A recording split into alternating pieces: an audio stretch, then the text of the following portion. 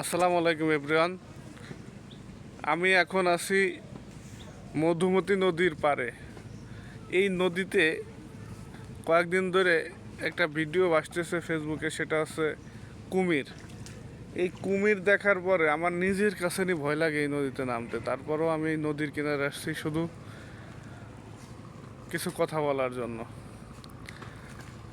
এই নদীতে, মধুমতি নদীতে কুমির আছে, সত্যিই আছে, এটা বিশ্বাস করতে হবে। কুমির একটা প্রাণী, কুমির যেহেতু একটা প্রাণী, আর এটা যেহেতু বাংলাদেশে আসে, তাহলে মধুমতিতেও আসতে পারে, এটা বিশ্বাস করতে হবে। এই কুমিরের জন্য অনেকেই নদীতে নামতে ভয় পাচ্ছে, আমি নিজেই ভয় পাচ্ছি, কারণ আমি নিজে দেখছি। আর এই নদীতে কি পরিমাণ যে শিশু আসছে আপনাদের এটাও বোঝাইতে পারবো না, মানে প্রচুর শিশু। আর শিশুর ভিতরে দু একটা কুমির থাকতে পারে, এটা তো স্বাভাবিক। আমি এই কুমিরের ভিডিওটা ছাড়ার পরে আমার অনেকেই ফোন দেয়। ফোন দিলে কি বলবো, আমি আসলে বলার কোনো কিছু না। আমি তো কুমির দেখছি, এই জন্য তো ভিডিওটা ছাড়ছি।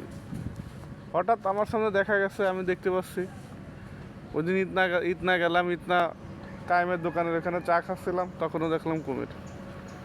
তো কুমির দেখলে আমি হঠাৎ, মানে আমি ভিডিও করার আসলে সময় পাই না, কারণ এগুলো তো আর ওইভাবে সবসময় ভাসে না। মানে ক্যামেরা অন করতে করতেই মনে করেন যে আবার ডুবে গেছে। তো কুমির নদীতে আসছে, মধুমতি নদীতে, আপনারা সাবধানে থাকবেন।